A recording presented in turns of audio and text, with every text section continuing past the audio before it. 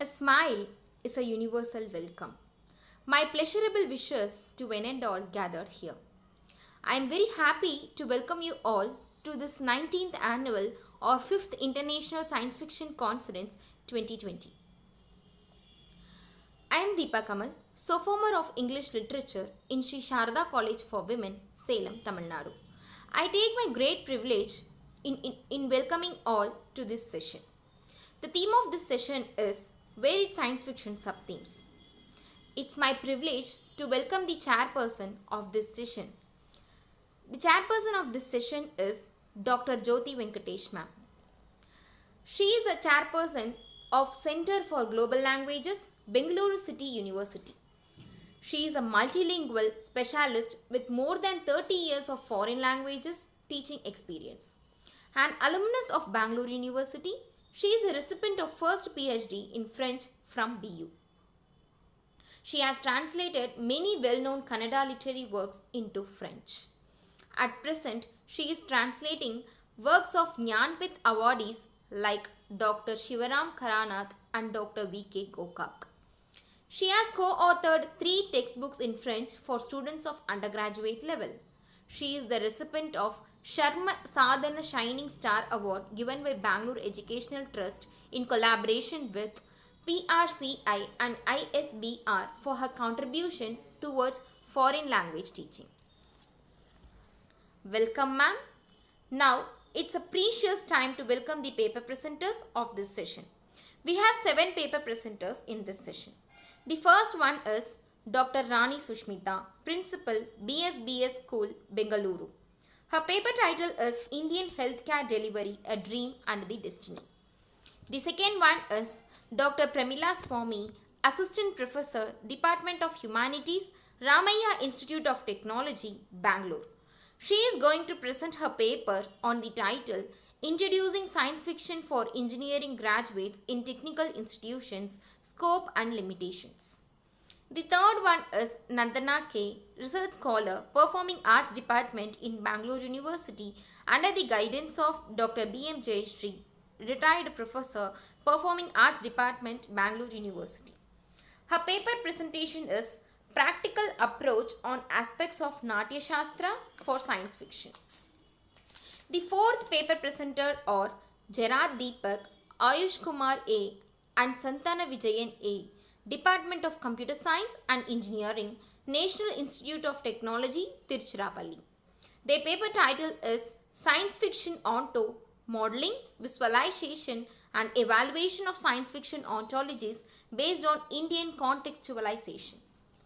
The fifth presenter is Anamta Rizvi, PhD Scholar in English, Jamia Millia Islamia, New Delhi.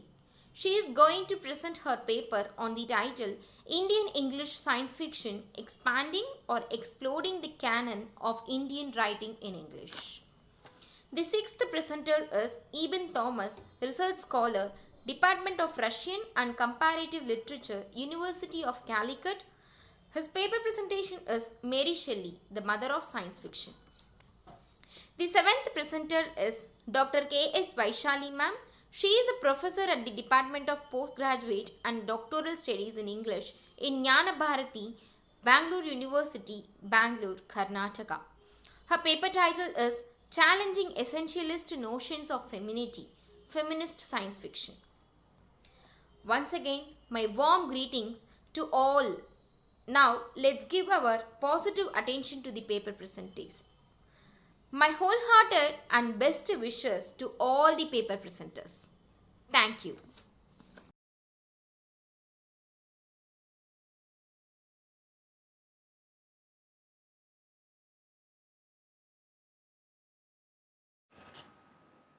Good evening, everyone. This is Dr. Rani Sushmita. So, I am today presenting my paper here in ISKCON, International Science Fiction Congress 2020. I am fortunate enough to present the paper over here. And my paper mainly talks about healthcare delivery, especially Indian healthcare delivery, a dream and the destiny, current fiction and future reality. So, coming to the contents of the paper, it is not an exaggeration to say that everything seems fiction until we experience it, right? So currently we are living in such fictitious phase where we have experienced COVID, we have experienced lockdown, which we never heard of. That too, from in Indian scenario, we never heard of such things, and it is like just the contagion flick of Steven Soderbergh, right? So same here, like even I experienced it seemed so new to me, and so does to everyone, I hope. And in that scenario, I really thought, like, let me have a wand and I can actually do a spell, just like Harry Potter, just like how J.K. Rowling created the world. And with one spell, I would have controlled the entire COVID 19. I really thought so. So that is my dream. It's not, that can only happen through science fiction. Actually, we can dream at least that we'll be better, right? And with that thought in mind, I have taken privilege to actually, rephrase the words of Tolkien from Lord of the Rings as a potion to kill them all, a potion to control them, a potion to exterminate them all, and in the darkness bind them.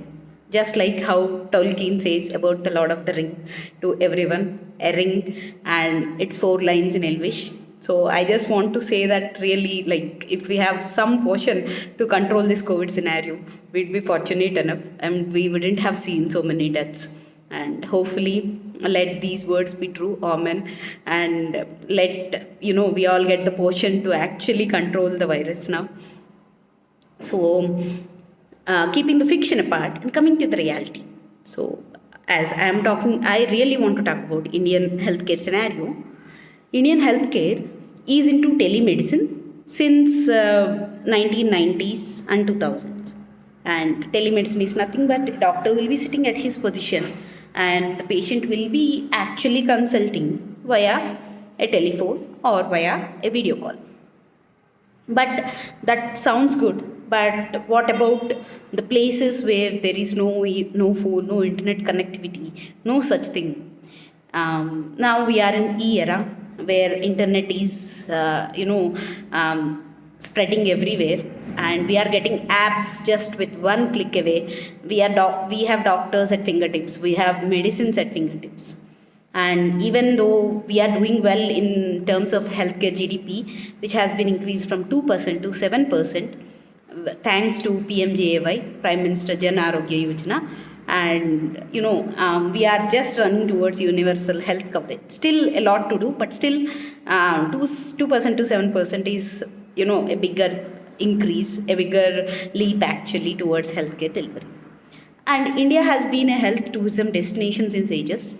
India has been destination for cheap heart surgeries, cheap vaginal surgeries, cheap plastic surgeries as well. And thanks to Kalam Raju stent, we can even do a bypass surgery within 10,000 rupees. Hardly that stent costs few $100, and it is discovered by none other than our beloved President APJ Abdul Kalam and Dr. Raju sir from Care Hospitals. And that is actually a biggest discovery in biomedical area of India. So that has been the reality. But what if I envision using science fiction? What if I envision the healthcare delivery using science fiction? So there is no bounds to our dreams, no bounds to fiction, right? So only I thought few things, I envisioned few things which might be true, which if we work towards it, if we put some intelligence, artificial intelligence into it, that might turn true as well. So one of them is drone doctors, especially in deserted areas and in very high altitudinal tribal areas. That can be a game changer. Obviously, a small GoPro will be attached to a drone, and it will be flown towards the area where a doctor can't reach, and where the doctor can directly see the patient, can observe the patient, and can give instructions directly one-to-one, as if we are doing a video call, as if we are doing this conference, right? So whatever I'm saying, like, you can listen to my ideas, I can listen to several ideas which are going to be presented today, right? Same. But in this scenario, it is a healthcare delivery instrument. Coming to human apps, an app which actually tells regarding your heartbeat, regarding your any dysfunctionality in your heartbeat, regarding dysfunctionality in your BP, or regarding elevated BP levels. So that will be gorgeous as well. But I think we are achieving that dream. We are almost there. Now we are getting so many activity trackers which are almost detecting everything. I think now we are into developing small carry pouch of cardiogram as well. Like we can take one instrument, we can measure our heart care health within no time using small hanky kind of instrument. See, we are almost envisioning something and we are working towards it. So that's great actually. And one more I envisioned as parallel sewer bot route. So just imagine that there will be a sewer route everywhere, and without sewer routes, there won't be human civilization won't sustain, and it is there. Sewer route is there since Harappan civilization as well. So what about just parallel sewer route? If we actually dig a parallel sewer route where only the bots will travel just to deliver medicines from one place to another without any traffic, only the bots will go, the bots will deliver the medicines. They'll start from a medical facility or a pharmacy outlet, and immediately they'll go, because there won't be any traffic. It will be in bot route or parallel sewer route. It will go via underground and go to the proper destination, give the delivery of the medicines, and will return back to the owner. So that will be great as well. That is one such fictitious scenario which can be true obviously, and which can be true obviously in future actually.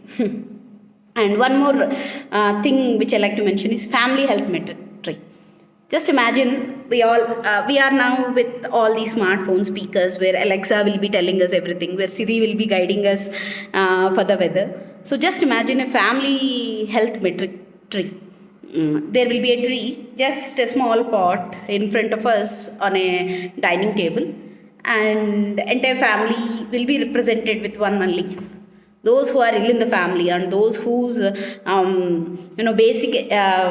basic readings, basic physiological readings are somewhat disrupted, the leaf will turn into different color. So leaf A represents someone in the family, leaf B represents someone in the family, and if B is unhealthy, so the leaf B will actually turn into orange color. If he is severely unhealthy, it will turn into red color. If his temperature increases so much, it will actually intimate parents using smart bands or using their cell phones. So that can be that.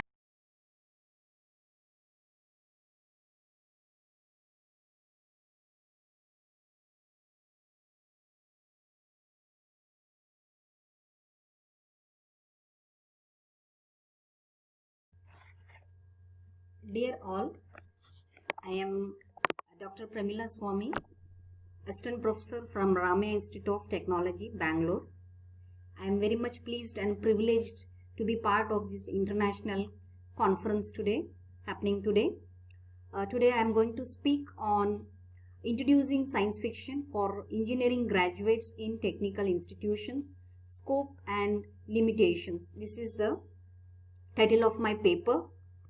So as I work for an engineering college, I would like to bring in this kind of looking at this particular literature genre and focusing on if this could be introduced for engineering students.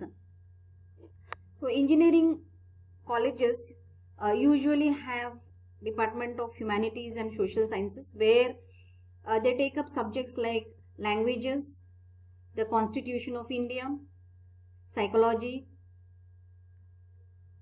and so economics and so on.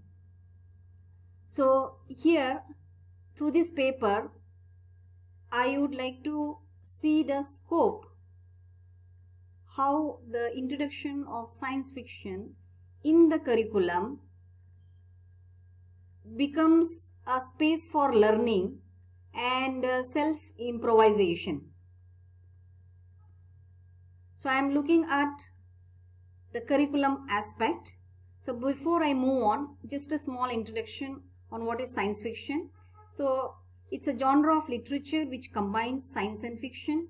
It also studies the impact of science and technology. As Isaac Asimov has pointed out, I quote, "It is concerned with the impact of scientific advancement upon human beings." So through science fiction, we imagine the possibilities, what may happen or what could have happened or what are the possibilities. So it's a kind of willing suspension of disbelief using scientific reasoning and credibility. So what is the need? Why is it required for engineering graduates?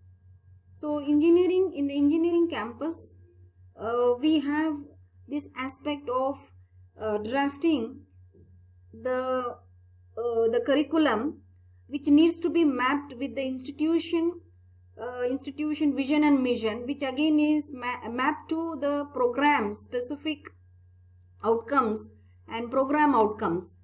So we talk about the need for a value-based education and outcome-based education, which is the norm. So student-centric approach of teaching and learning is what we are aiming at. So normally these non-technical subjects that is being taught by the humanities department has less scope in engineering institutions, as students focus more on the technical expertise, and some of them tend to also ignore or do not look at the importance of these subjects that are being taught under humanities. So to bring in a kind of interest and also generate certain aspects through the science fiction will help in the overall development of the students. So some of the when we draft the vision and mission for the department, we usually tend to use these words like creative writing or critical thinking aspects, leadership development, ethical consciousness or moral values meant for when the mission is framed for the humanities department. So considering these aspects, one can think about introducing science fiction to the languages that is being taught. For example, the English language, what we call as professional, it could be called as in some colleges professional communication, technical English, and so on. So in science fiction could be introduced as one of the components which complements the language skills which we are taught, or it could be also introduced as an open elective in the curriculum. So it generates definitely the aspect of critical thinking and evaluation. It also considers engineering ethics, and it promotes a kind of reading habit among the students. The text that can be used for classroom discourse are Mary Shelley's Frankenstein, which most of the students would be familiar with, and Donna Haraway's Cyborg Manifesto, Archana Mirajkar's All the Way Home, and these some Indian texts, Satyajit Ray's or Amitabh Ghosh, Calcutta Chromosome. I just randomly picked few fiction here and then seen how these could be used as a text for classroom discourse. And movies as text, which the movies could be shown to the students and they would be allowed to participate in group discussions or debates or a kind of writing. So normally in the language classrooms, especially in the engineering field, the teachers ask them to write an essay on the advancements of technology or the pros and cons of science and technology, but which becomes rather a monotonous task on part of the student as well as the faculty. So introduction of science fiction comes about a kind of a new way of learning methodology, where a particular text is used as a discourse. A classroom also becomes a space for such a discourse, where the students are asked to read science fiction prior and come up with their ideas and opinions, and leave scope for classroom intervention, for discussion and deliberation, or it could be debates. and watching the movie together is a different joy altogether. So rather than spending time on writing a monotonous essay on the advantages and disadvantages, science fiction opens up their minds, allows them to think beyond the text, allows them to be more creative and more imaginative, and also looks at the recent advancements or what are the possibilities that science fiction narrates. So introducing such elements in our curriculum, either in the form of a complement to the already existing subjects, or a complete course altogether, will definitely prove substantial in enhancing students' learning activities. So engineering student is not only concentrating on his technical expertise, but the need of the hour is his own self awareness, and also he or she being aware towards the society. So bringing in a kind of ethical consciousness which we normally tend to ignore. So in an educational sector, it is not just the subjects being taught, it should also be something where the students are allowed to think beyond the textbook. So this kind of introduction of this genre in the engineering stream would definitely bring a kind of reasoning, being more responsible in decision making, and to participate in cultural and societal knowledge and discussion, and give scope for critical evaluation and thinking. So these are some of the dimensions of looking at this particular introduction of this science fiction. So not only this, the other benefit that we have is when we are already into this teaching of language and communication skills, so automatically this particular reading of the text improvises their reading habits, cultivates listening skills, and also nourishes their speaking abilities, because when they are participating in group discussions or debates and articulating what their opinions are, what their ideas are, so this brings in a kind of developing their interpersonal skills as well, to come out and speak on their own. So we are not only achieving the components of communication skills, communication competencies, which an engineering college looks forward to from an humanities department, but also simultaneously bringing in a kind of the other aspect, a value addition, moral sense, or we say moral sense and ethical values or ethical responsibilities. So we have a subject called engineering ethics in the curriculum. So this would also understanding science fiction, analyzing them, and thinking beyond the textbooks allows them to be more participative in the different roles they are going to play tomorrow. So definitely the such an introduction would promote not only interest and curiosity, but also generate interest among the students and make them more self-aware and conscious, not only as human beings, but also as an individual, but also as a more responsible human beings. So today the education is not looking at just generating students from a degree point of view, but also shaping young minds and bringing and cultivating them or nurturing them towards being more responsible human beings. That is what is today's education is aiming at through what we call as value-based education or outcome-based education.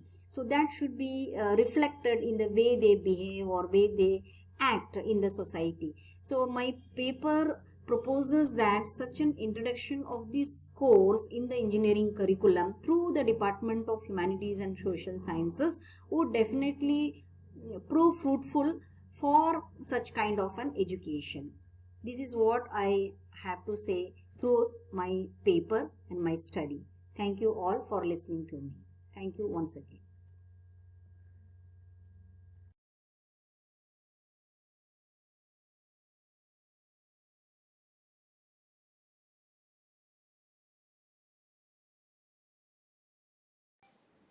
Namaskaram, Shri Gurubhyom Namaha.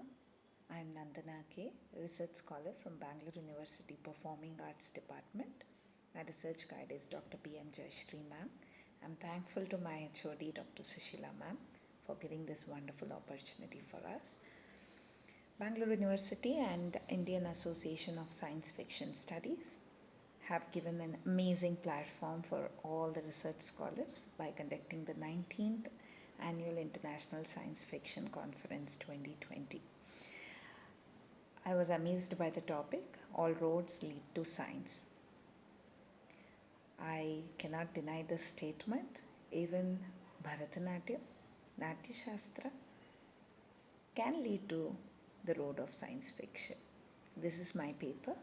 My topic of paper is practical approach on aspects of Natya Shastra for science fiction. Science fiction is a modern genre from West. We have seen certain movies showcasing the science fiction in different ways like time travel, teleporting, space travel, telekinesis, so on and so forth.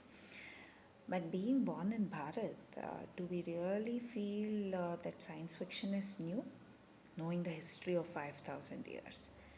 In this research paper, I've made a small effort to show how the characters of mythology and aspects of Natya Shastra mutually works on the theatrical performance and introducing the science fiction in a production. While the modern pop culture has adapted the science fiction, which has been a wide phenomenon, Natya Shastra is still yet to catch up and able to understand how science fiction can be played. In this research paper, a few highlights on how we can incorporate science fiction in aspects of Natya Shastra has been viewed. Here, I would like to state a couple of examples like how Western movies have taken stories from us. It is again a discussion. Western movies like Thor, who's stated as a lightning god, when he takes his hammer and he whips it, you're able to see the lightning. When we compare this to our epic Mahabharatas, Bhima Duryodhana's fight, when their mace is striked, we can see lightning. So, and Hanuman, when he's carrying a big mountain, like how Superman carries, some kind of big rock and he keeps flying. So maybe it has been inspired by our mythological stories, or our mythological stories are not taken into that serious consideration of making it a science fictional character, or making it as a movie or a theatrical play or a dance performance also. So in this paper, that small effort of making things in a science fictional way is seen further. So this is where our ancestors have given us the stories that way, where we cannot think of making it a science fictional movie or so on. But if we dwell into the research of making it, I think it will be something of a different level. When we are able to take Natya Shastra for play out scenes for science fictional stories, we can have the Rasikas to get into that eye-capturing mode when it is being performed on the stage. So practical aspects of Natya Shastra, for an instance, I am taking an example of one of the Karanas, Gangavatarana. In this Karana movement is so that it is like a flip or a somersault. So to create a science fictional way on the stage, we can have two identical characters dressed up same.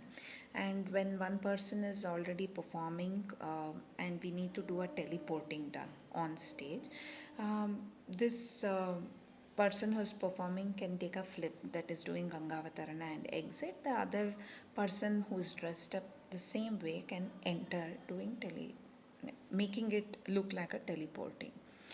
So this is one of the examples.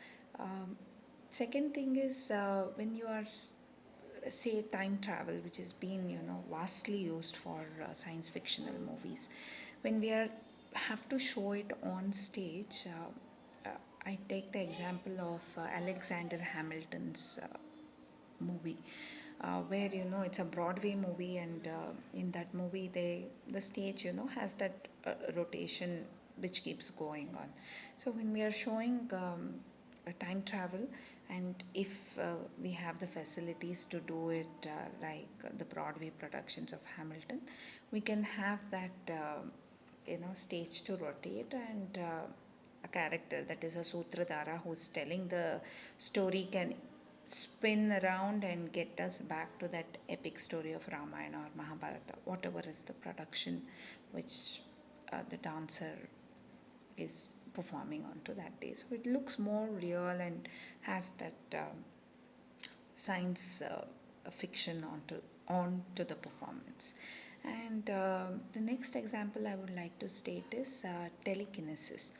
Here, it meant so that power of just looking to some object, say a spoon, and looking to that object, that spoon just bends. So this is called telekinesis, or it is all we have seen in movies very long back, like when someone just closes their eyes and just does something like that, and they get their arrow. So this is called telekinesis. All of a sudden, you're getting that object to your authority. So when you're doing something like that on stage, which is very difficult to be put forth, so we can have something like a transparent string tied to one of the spears. Say we have Indra performing on the dais, and to get him his weapon Jarjara, maybe he can just shout out that mantra, and the Jarjara just flies. That is making it tied with a string and making it swing it, and getting it to the hands of Indra. So making it look so will create a very nice atmosphere of science fiction on the stage. So these are small examples of like how Natya Shastra's aspect can be brought onto the stage practically for science fiction. And as our paper presentation is time bound, I take this wonderful opportunity for the committee which is conducting this amazing conference. I take this opportunity to thank them and thank my guide and my HOD for giving me this wonderful opportunity to present my paper, which is very unique to me, at least, like how Natya Shastra can be utilized for science fiction. Thank you again for this wonderful opportunity. Dhanyavad.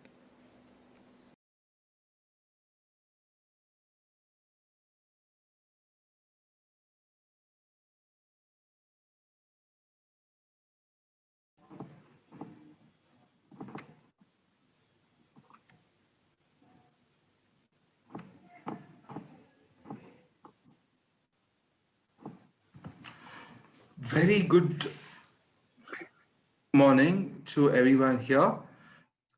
Today, me and my co-author Ayush Kumar A are presenting the paper titled Sci-Fi Onto: Modeling, Visualization and Evaluation of Science Fiction Ontologies based on Indian Contextualization.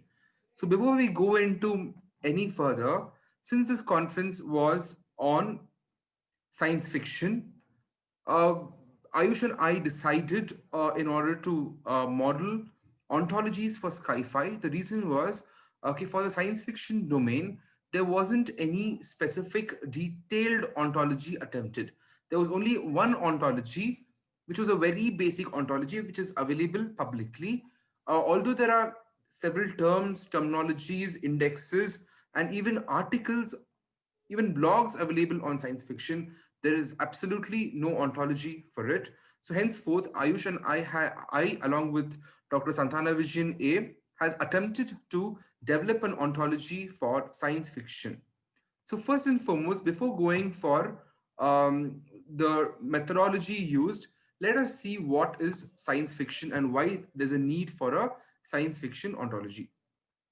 So ontologies are the most vital elements for knowledge modeling over the World Wide Web. Okay, the reason for ontologies play a vital role in reducing the human cognition understanding and machine understanding. So the gap between information systems and the human cognition is bridged by ontologies. Ontologies serve as explicit, expressible knowledge description models that act as a cognitive bridge between human intellect and information systems. So ontologies are nothing but they are a set of vocabulary or terms which are linked in a way such that, okay, they are linked based on hierarchies, relationships, such that, okay, these hierarchies and relationships would serve as knowledge modeling entities or knowledge modeling schemes in order to establish reasoning over the World Wide Web as well as over the information systems. So ontologies are typically domain centric and is reasonable to model them based on the intervention of human cognition. Here in the science fiction ontology, we require a regulatory mechanism to increase the number of concepts and individuals, which is done further in the next paper, which we will be discussing.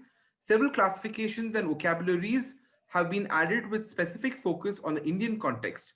An ontology reusability ratio of 91.43 with a domain regulatory precision of 87.57% has been achieved for the science fiction ontology. And moreover, this ontology is a very interesting ontology as it is one of the ontologies for science fiction which focuses on the Indian context and Indian scenario, because the contributors, okay, for this are Indians, and moreover they have a wide variety of understanding of various science fiction characters, science fiction books, as well as science fiction paradigms which happened in the Indian context. And moreover, these are the same experts or the individuals who have also they have a very good idea and clarity of the domain of science fiction, even in the Western world. So here, the objective. Our objective is if the domain knowledge on sci-fi, that is science fiction, is captured and clustered effectively for a rigorous classification, several processes and computations can be performed on the data to get valuable information as well as results from the unstructured form of raw facts stored in the sci-fi books.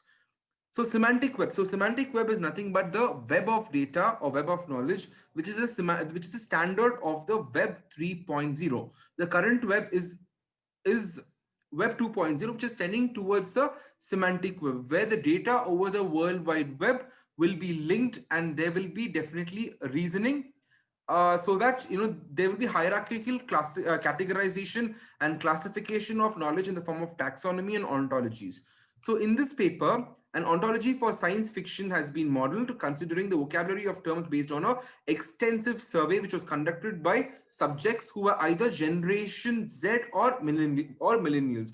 The reason is because Generation Z and millennials are exposed to several science fiction cartoons and novels, whereas the older generation do have a good idea about it, but they are not very thorough. This was a general observation when we started questioning different subjects from different generations, like the baby boomers or Generation Z or millennials. So baby boomers, especially in India, we discovered that they don't have much knowledge regarding the science fiction characters in the recent times, and henceforth we had to choose millennials or Generation Z.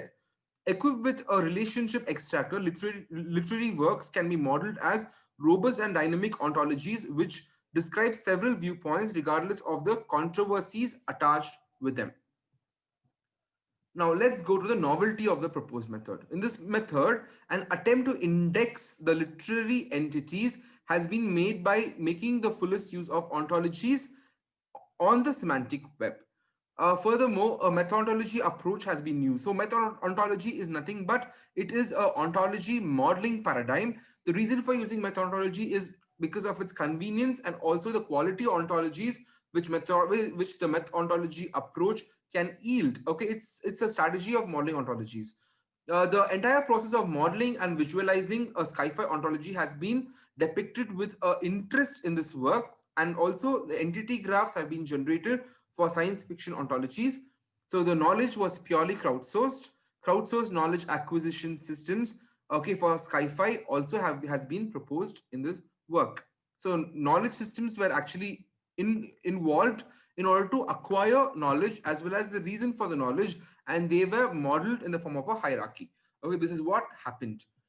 So the relations among the scientific entities are largely defined and can be extracted using taxonomic and non-taxonomic approaches.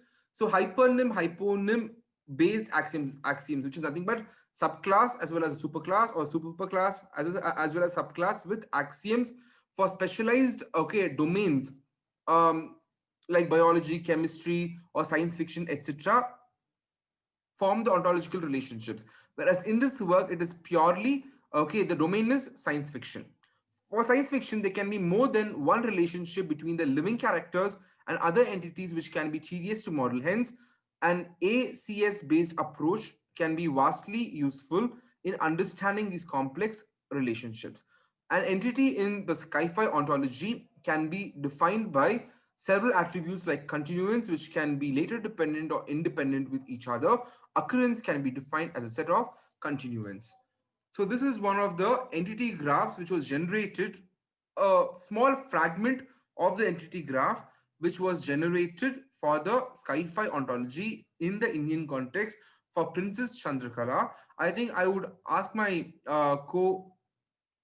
co-worker or the author of this paper, Mr. Ayush, to go ahead with the presentation from here. Ayush, take over. Thank you. And I'm Ayush. And in this entity graph, the main character is Princess Chandrakanta, who's a part of the novel named Chandrakanta by Devakinandan Khatri. So here we have defined several properties like author, published year, genre, kingdom, captured by, helps. These are used to link the individuals with the classes. So if the class is Mrs. Chandrakanta, who is a continuant here, then she belongs to the kingdom of Vijayagarh. So that is so both of them are linked by the property called kingdom. Similarly, when she is captured by Shivdat, then it is linked. Then she is linked with Shivdat by captured by. So here we have hypernym and hyponym as actions like talisman is defined contains magic, martial arts, fine arts, and spying. So contains properties used, and hence these entity graphs are used by generating the ontology in RDF format. Next, please. So modeling procedure. Since we used a hybrid form of methodology here, the first step was planning, which was to plan the activities which are present in the development phase. The scope of the ontology is Sci-Fi works and its other metadata. So this the domain is fixed to be science fiction, and other genres can also be there. Superdomain can be formalized as all the works which belong to literature in the future. And the next step is definition and scope. And then here we define the prospective users of the ontology, which are the scholars, critics, and even casual readers who want to visualize any element of science fiction using these ontologies. So they are developed to make the computer understand the knowledge and not vice versa, which is done in a syntactic web. In the present Web 2.0, people use CSS, which are cascading style sheets, to make the computer to make the humans understand what is there in computer. But this is not understandable to computer because it acts like a medium which is just there to read the data and present. So in semantic web, we define everything so that the computer understands them using RDF and OWL taxonomy. Knowledge acquisition. So to get any data for an ontology, we need knowledge acquisition. The works also talk about crowdsourced knowledge acquisition or CSK to develop a database of concepts and their entities. So for science fiction, we have used altruistic crowdsourcing, where a large number of volunteers take part in process of knowledge acquisition.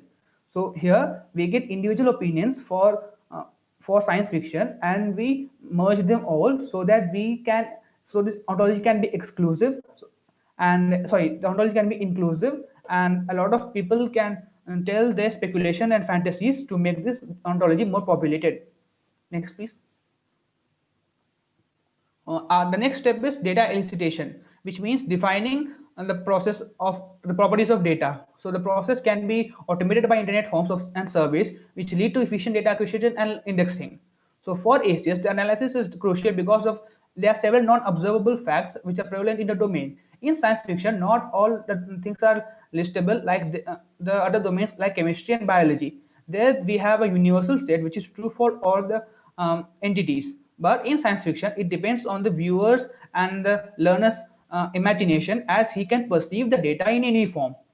Hence, science fiction is one such domain where one can have easy access to large sources of information.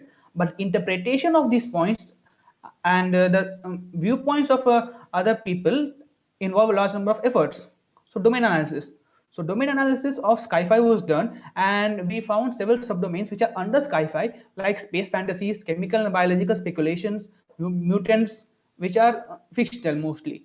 Then we have utopia and dystopian fictions, which are there of prospective future worlds, which has very scientific development than the current one.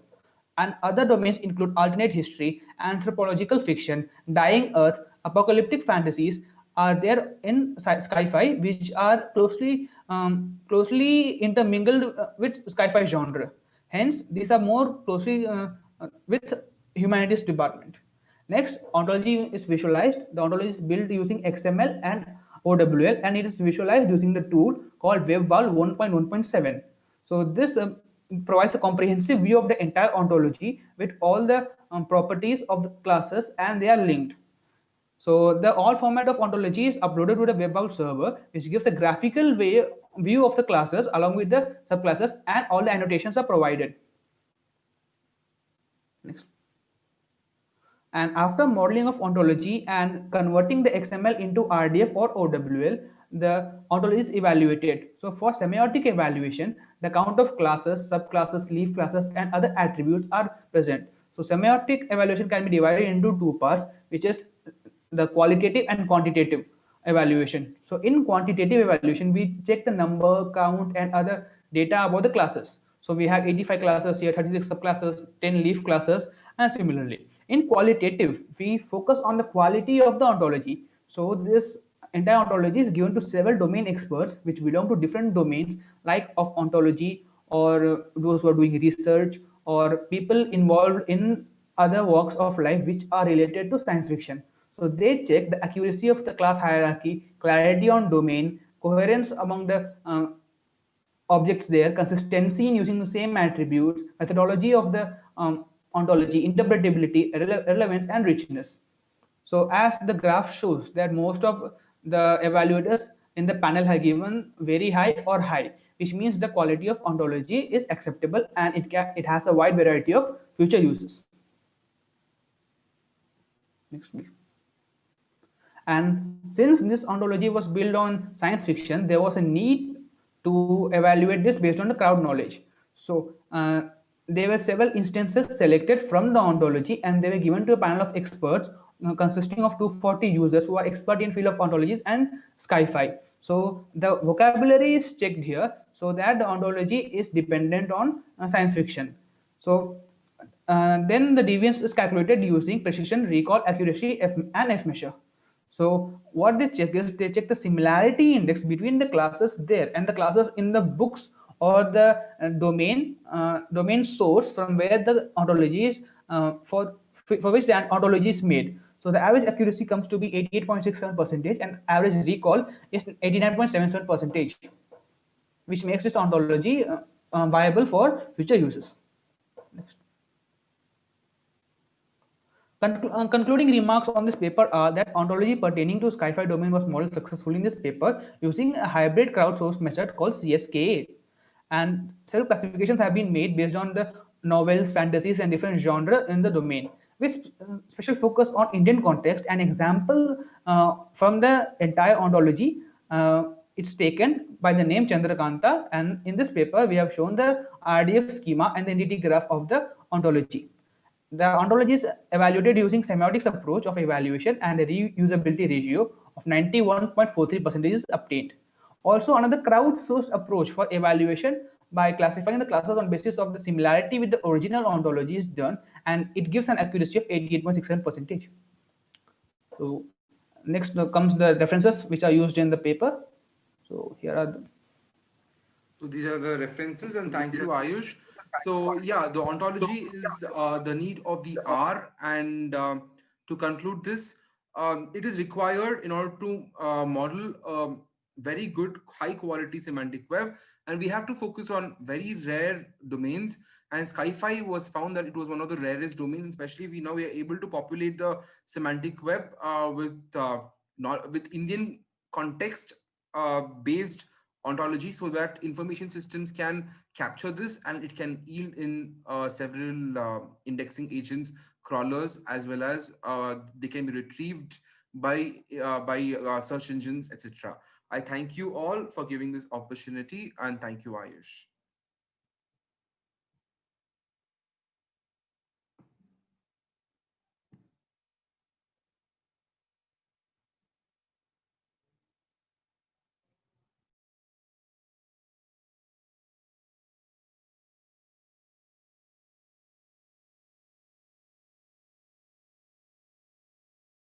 Hello everyone, my name is Anamta Rizvi and I'm a senior research scholar with the Department of English, Jamia Millia Islamia.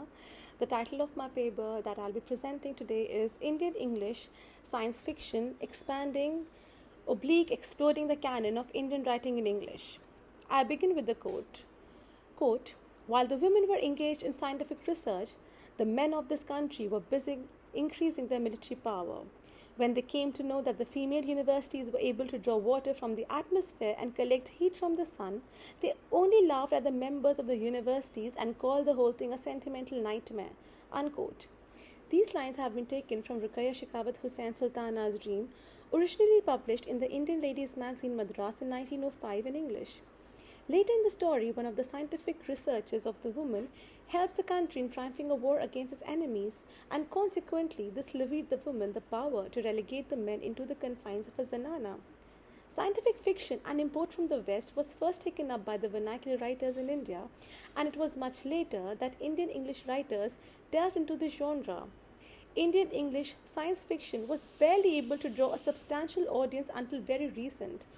With the arrival of Salman Rushdie's Midnight Children in 1981, the wave of Indian English novels unquestionably took a drastic turn, and as Meenakshi Mukherjee in Twice Born Fiction states, quote, Salman Rushdie's Midnight Children may be looked upon as a convenient watershed, as the new generation of writers no longer agonized about the choice of language, nor seemed overtly self-conscious about Indianness, unquote.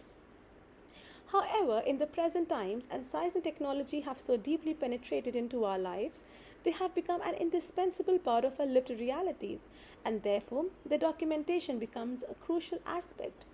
The relevance of Indian English science fiction is remarkably discernible in today's time and age, and for this reason, this body of writing is able to position itself as an important genre among the Indian readership.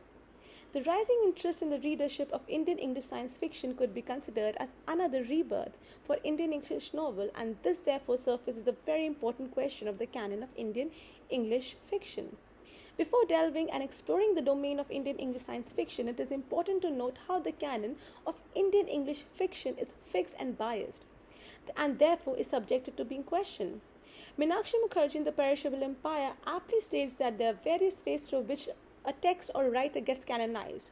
However, this exercise of canonization is an exercise of inclusion and exclusion. A close study of the canon of Indian English fiction has surfaced myriad issues, unearthing several crucial elements which need to be contested.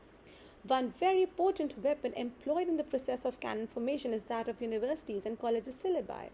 This paper therefore engages in the perusal of the syllabi of 4 select universities, particularly focusing on the genre of Indian English fiction: Delhi University, Mysore University, Calcutta University, and Bombay University. Michael Apple rightly states, quote, "The curriculum is never simply a neutral assemblage of knowledge, somehow appearing in the texts and classrooms of a nation. It is always a part of selected tradition, someone's selection, some group's vision of legitimate knowledge. It is produced out of cultural, political, and economic conflicts, tensions, and compromises that organizes people," unquote. Apple's assertion implicates on the question of power dynamics. Formation of a curriculum is in the hands of those who hold power and have a say, and whose selections are influenced by different perspectives, thoughts, and notions. These selections, predetermined by different ideas, will certainly be subjected to biases. As everything is subjected to human discretion, similarly, canon, which is a human construct, also depends on human discretion. Sahadev Luhar and Madhurata Chaudhary, in constructing a new canon of post-1980s Indian English fiction, rightly notes, canonical works with the passage of time not only subsist but also perpetuate a literary culture. In its objective to preserve the past, the canon is like a theatre in which each generation plays its role. It does not simply influence literary studies but transmits its ideological framework as a model and produces challenge for the future. As the paper focuses on the syllabi of 4 select universities, it will closely engage and study the syllabi, particularly of Indian English fiction. Therefore, the canonized writers and works which are studied in these universities are R.K. Narayan Swamy and Friends, Mulkraj Anand's Kuli, Anita Desai's In Custody, Voices in the City, Fasting, Feasting, Salman Rushdie's Midnight Children, Shame, Raja Rao's Kanthapura, Amitabh Ghosh Shadow Line, The Hungry Tide, N.C. Chaudhary's The Autobiography of an Unknown Indian, Nayantara Sehgal's Rich Like Us, Bhisham Sahani Tamas, Arundhati Roy's God of Small Things, Dom Morris's My Son's Father, etc. A sociological investigation of these writers shows that how the canon of Indian writing English focuses on the inclusion of those writers that have influential backgrounds belonging to upper caste or upper class. Giving a few examples, here I would note, for instance, Khushwant Singh was literally born with a silver spoon in his mouth in 1950. He went to modern school, the St. Stephen's, Delhi, later King's College, London, and subsequently qualified as law as well. These are the some of the investigations I found it in the book of The Waffle of the Troves by M. Prabha, and this is how she quotes them.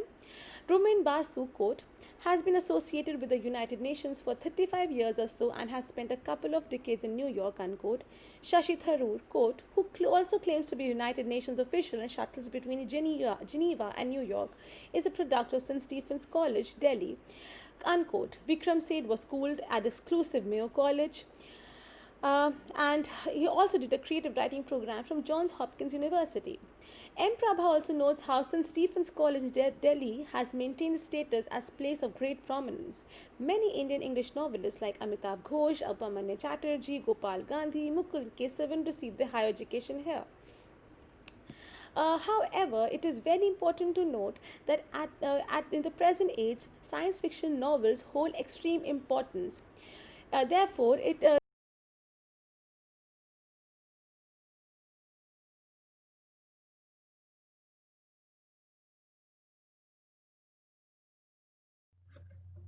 And the present topic, Mary Shelley, the mother of science fiction, attempt to consider the British writer Mary Shelley as the pioneer writer of modern science fiction. While writing about the history of science fiction, people used to point out certain names as the father of science fiction. But this study is concerned about a mother figure of science fiction. It is still a bone of contention among the writers and critics whether or not to consider Mary Shelley as the first modern science fiction writer or not. So there are numerous works in the past with different elements of science fiction. While considering the history of science fiction, some people go back to the ancient Greek's mythological tales, but some will stick to the 18th century origin of science fiction, which we now call the modern science fiction. Mm, science fiction writers like Asimov believe that Kepler's Somnium can be considered as one of the first science fiction since it deals with certain elements of fantasy. Mm, but these works with the elements of fantasy are either called proto science fiction or accommodated under a broad term like called speculative literature, which includes horror and fantasy literature, etc. The origin of modern science fiction can be seen as the result of certain impacts, which impacts caused by certain events took place in the 18th century and even before 18th century, like Reformation. It paved the ground for the development of science-based experiments and observation. A Copernican revolution displaced the concept that Earth was the center of the universe. The 19th century brought unprecedented changes in the field of literature and science. The Enlightenment had a great impact on science fiction with its insistence and upholding of reason, evidential and experimental science, etc. So the Enlightenment or Age of Reason, which is also called Age of Reason, openly defied the existing religious myths and superstitions and set a space for science and reason to supersede the influence of religion. So science and hypothetical science replaced fantasy during the 18th century.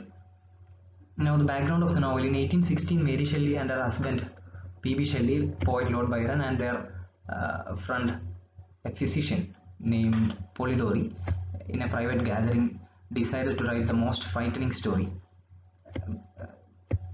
Persons like Polidori had written works, but Mary Shelley's work, Frankenstein or the Modern Prometheus, which is published in 1818, is now considered by many as the first modern science fiction literature. So in the novel, the protagonist Victor Frankenstein refused the use of alchemy and magic and resorts to scientific research and experiments. So Mary Shelley took this shift from fantasy to science very consciously. So Mary's conscious creation of scientific atmosphere can be seen in the representation of the character Victor, and he was projected as a man of science. He used the word natural philosophy, not science. So it's a word in the 18th century used to designate both physical science such as chemistry and physics, and also life science like biology and zoology. So he was an alchemist in the beginning, and once he got the modern education, he leaves all his childish concepts behind and turned into the study and practice of science, and among science, chemistry and anatomy precisely. One of the most thrilling thoughts of science is about the creation of new life. So Victor Frankenstein, the protagonist, takes this step out of his excess interest in scientific discovery and ends up creating a monster. So Shelley presents Victor as a modern Prometheus. So just like Prometheus stole what is God's and give it to humanity, Victor tries taking the capacity of gods, that is, the ability to create a new life, and he was trying to popularize it. So the fire Prometheus stole became the spark of life in the ancient mythology, and the modern Prometheus, Frankenstein, used electricity as a spark of life to create a new life. So Mary Shelley moves away from these myths and religious tropes and resorts to scientific myths based upon recent scientific discoveries. She was removing all fantasy elements and concentrating on scientific experiments. So Mary Shelley followed the experiments of the Italian physician Luigi Galvani. So Luigi Galvani was considered as the pioneer of bioelectromagnetics. So Galvani electrified cows, frogs, and even the dead bodies of human beings to evince his theory that electricity is the life force.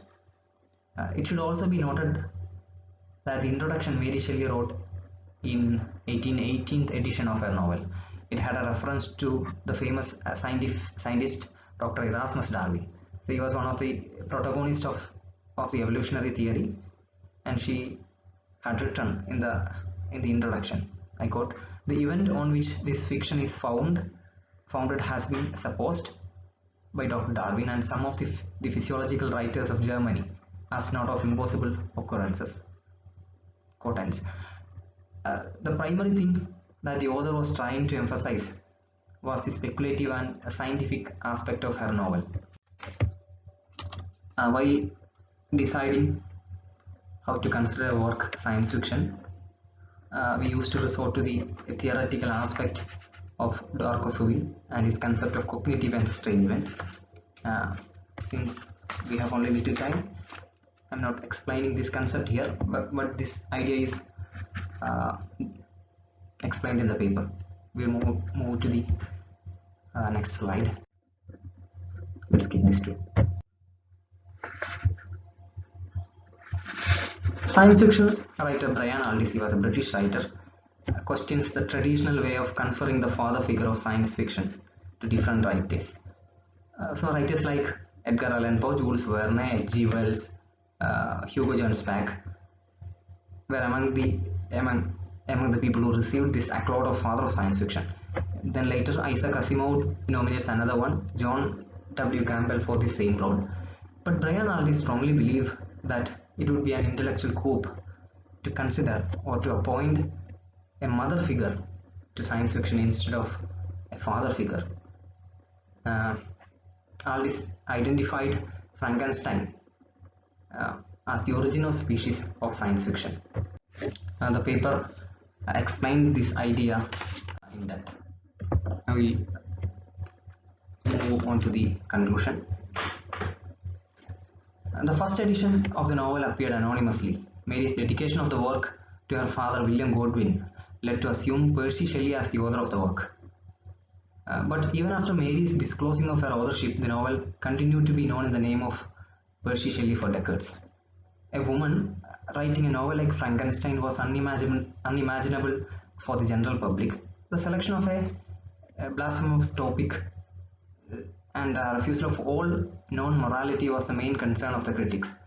They thought it was impossible for a woman to write such a work that did not inculcate the manner and conduct. So the authorship was ascribed to a man, especially to the one who blindly followed William Godwin, who is P.B. Shelley.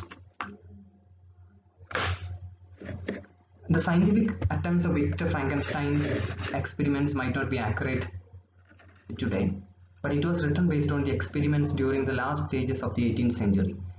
And the rational and scientific atmosphere of the book modeled the experiments of luminaries like Erasmus Darwin, Benjamin Franklin, and Sir Humphrey Davy. So the anticipation of the future world is based always on extrapolation. The estrangement shift that the modern critics talk about had been followed by Mary when she broke with fantasy and accepted scientific experiments and development as the base of science fiction. This conscious shift was unprecedented, and she became a pioneer in the field, and she can be undoubtedly called as the mother of modern science fiction.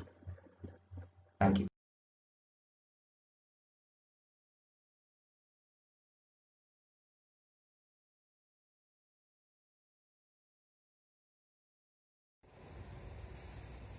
Good afternoon. I'm K.S. Vaishali. Title of my paper is Challenging Essentialist Notions of Femininity in Feminist Science Fiction. Science fiction and fantasy have served as crucial vehicles for feminist thought.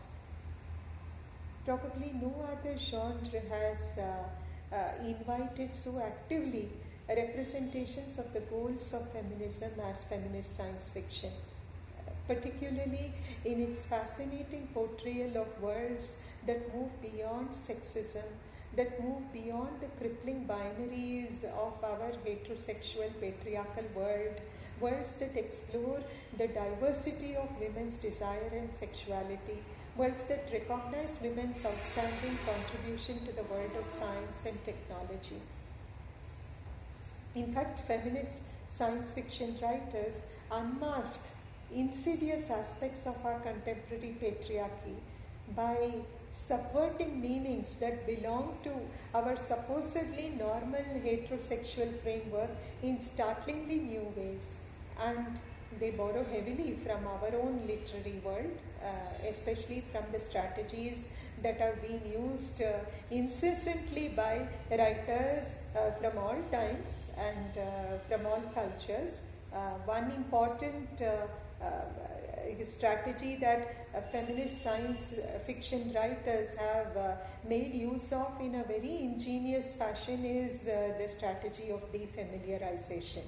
And also the world of science fiction itself would also liberate them from certain conventional constraints such as realism, and would help them explore realms and territories which may not be accessible and which can only be glimpsed from beyond the confines of realism. As manifestos of desire and voices of the marginalized people, to me, they adumbrate the genesis of an authentic female voice, and we can decode many subliminal images that were hitherto oppressed or suppressed. Images of female resentment, rage, and rebellion in these works. And feminist science fiction, in this sense, very effectively represents the tension between what is and what is not. It's important for us to examine both. It's important for us to examine our contemporary socio-cultural realities in such a trenchant, non-biased fashion, so that we can portray the futuristic realities. Okay, so this is what the science fiction writers do. And of course, many of us would think that feminist science fiction, the heyday of feminist science fiction would be 1980s and 1990s America, but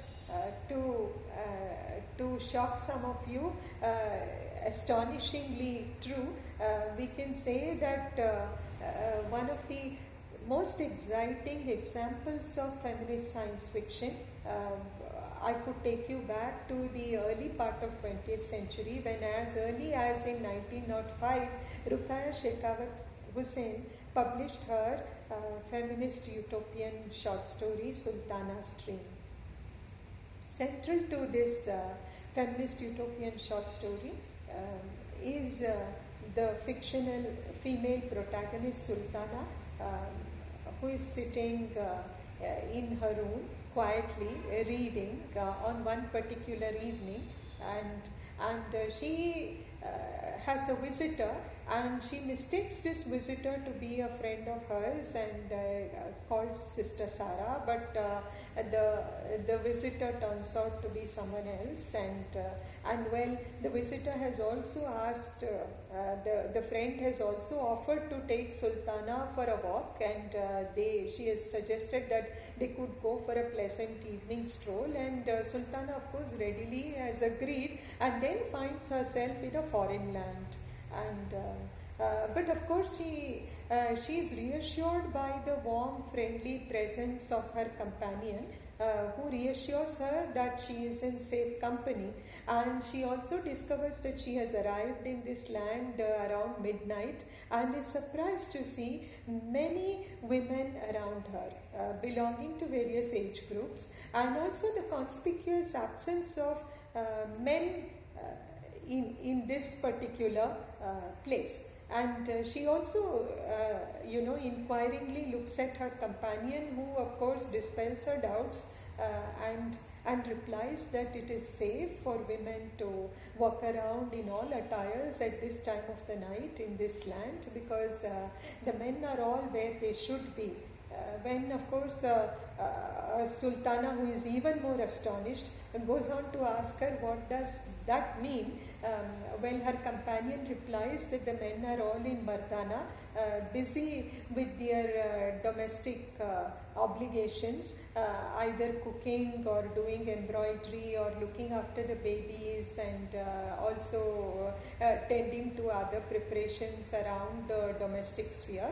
And Sultana is, of course, startled out of her wits, and she says, "Do men do all this in your country?" And Sister Sarah, her friend, replies, "Yes, our women are all very active participants and decision makers in the public sphere, and our men are all, of course, by choice, voluntarily, they are immured in the domestic sphere, and they are some of the best cooks and also tailors that you can find, and they are so good with babies and upbringing of children."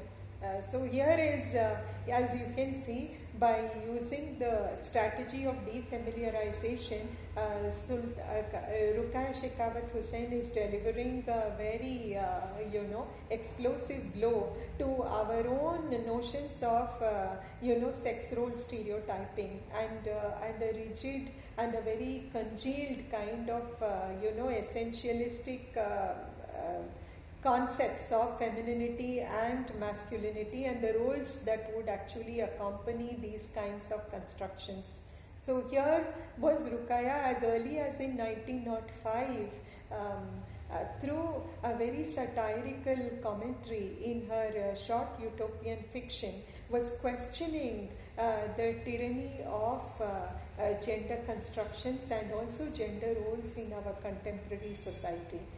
This historic work is very important for us because it even predates the publication of many of the ambitious feminist works in the West, that were products of the first wave and the second wave feminist movement, even before the publication of Charlotte Perkins Gilman's Her Land and other works, even before the publication of Virginia Woolf's Room for Women. So A Room of One's Own. So feminist science fiction helps us articulate many disturbing questions about hetero-realities of our times and also gender role stereotyping.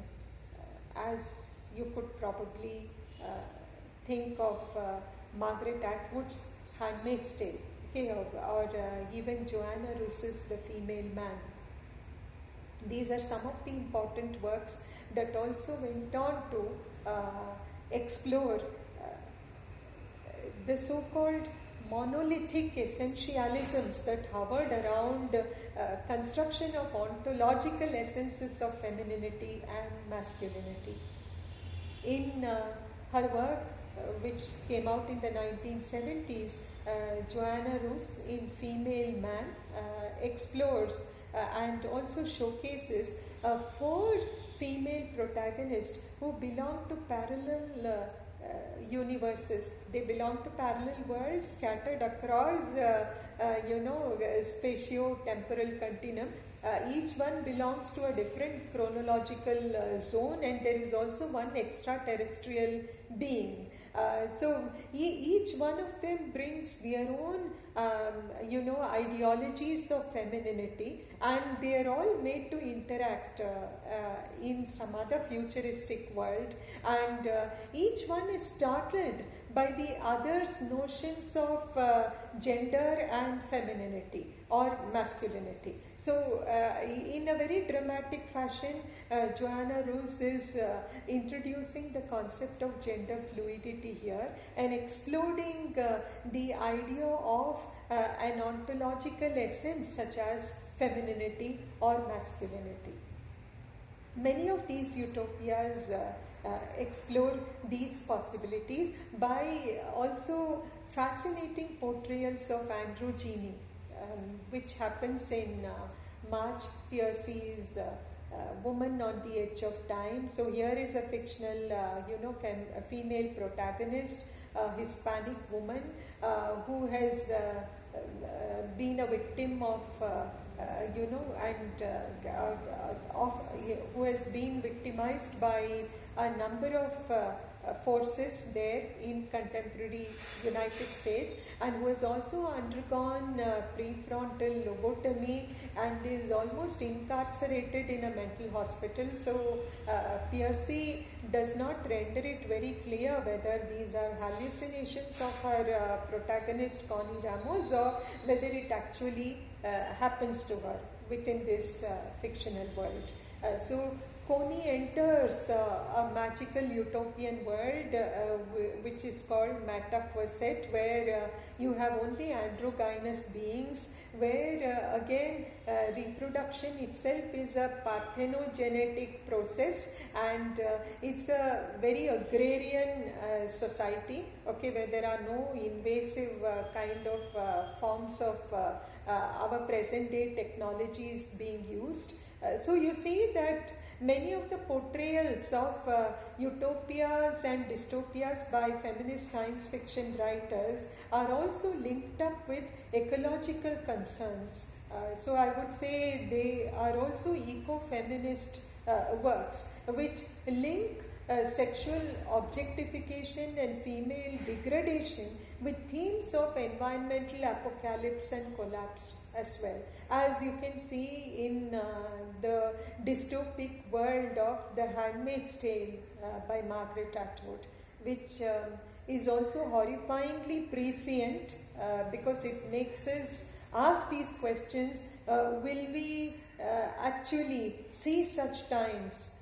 It's an exacerbation of our own contemporary sexist tyrannical realities perhaps, but it's also a chilling, grim reminder of what our societies could degenerate into. In biblical patriarchate like The Handmaid's Tale, we see how women have become, ambulatory chalices or reproductive objects, where they are being colonized by male commanders, and their sexual and reproductive services are being, harnessed for actually for controlling and also for averting a disaster, that is the declining, rates of population. So here we can also see certain other grim realities being portrayed. Okay, there is a patriarchate, but then they also say that they are transitioning into an organic, society where, in fact, they say that they are transitioning into a society where they would actually grow their own produce and also bring in an organic kind of a revolution of food and food products and so on.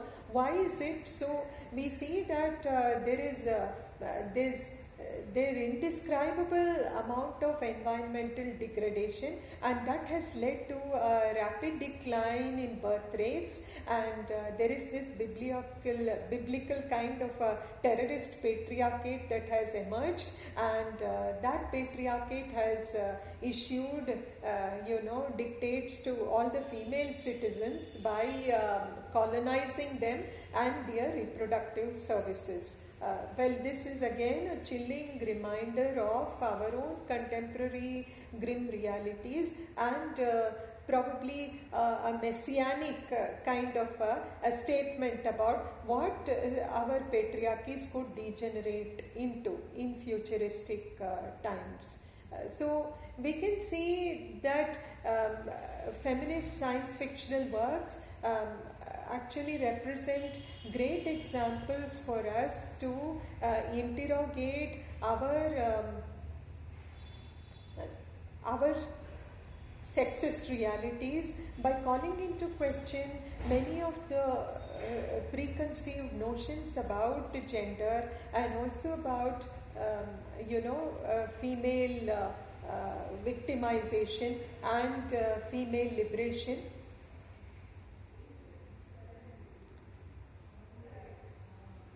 And they represent a great opportunity for us to interrogate the binaries of our world, and also take initiatives to re-examine some of our entrenched calcified mindsets and patriarchal worldviews, and also rigid authoritarian pedagogical practices. So I wonder if the audience tables of our literary classrooms can be cleansed by introduction of feminist science fictional works into our courses, and can they actually hold out liberatory possibilities for all of us. Thank you.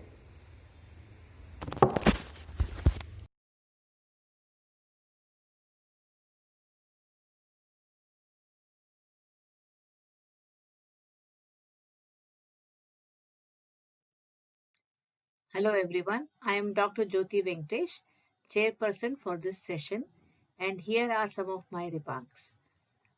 Firstly, I would like to congratulate all the 7 presenters for giving us such insight into the vast possibilities of science fiction, which can become a reality if applied to in the right way. Firstly, Dr. Rani's idea of healthcare delivery through science fiction with the use of drone doctors and bots seems so exciting just to perceive. Imagine if it becomes a reality, the whole healthcare system would transform for the betterment of humanity. Fascinating, and I feel this reality is not too far away looking at the pace the scientific advancement is making today. Thank you, Dr. Rani, once again for a very interesting look at a future reality. Ms. Pramila Swami has made a very valid point in her presentation regarding introducing science fiction to engineering graduates. As she has said, shaping young minds, developing critical evaluation and thinking ability through the medium of science fiction seems a very fruitful and achievable idea because, as she mentioned, science fiction can open their minds and help them get creative. Very important if we want our future generations to be responsible human beings. I hope it will become a reality and not remain just fiction on paper. Thank you very much, Madam.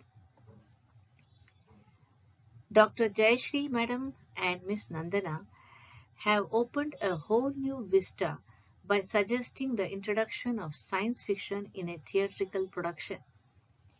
Creating the essence of science fiction practically on stage by using the characters from our mythology and combining the aspects of Natya Shastra are indeed fascinating to see and note.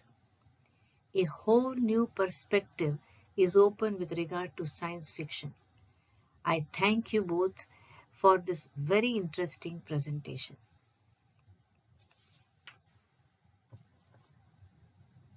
The presentation by Gerard Deepak, Ayush Kumar and Santana Vijayan was an eye-opener for a layperson like me. By developing an ontology for science fiction in Indian context, they have brought science fiction into reality. It's a very good presentation. Lot of hard work is visible and plausible results show it. For a person like me, who is from the old generation, not thorough with science fiction terms, it made a very good listening. Great effort, guys.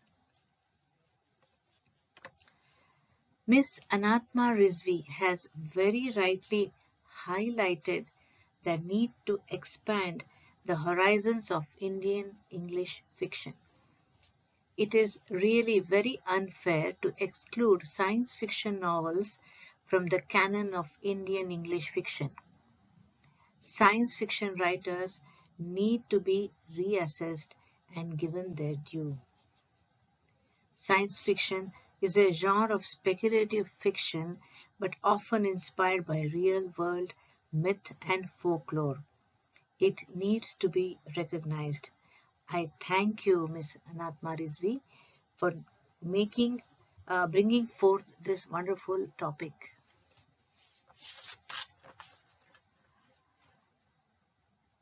Frankenstein, first major and serious science fiction novel by Mary Shelley, remains widely read even today. Pioneer in the field of science fiction, she broke fantasy and accepted scientific experiment as basis for science fiction.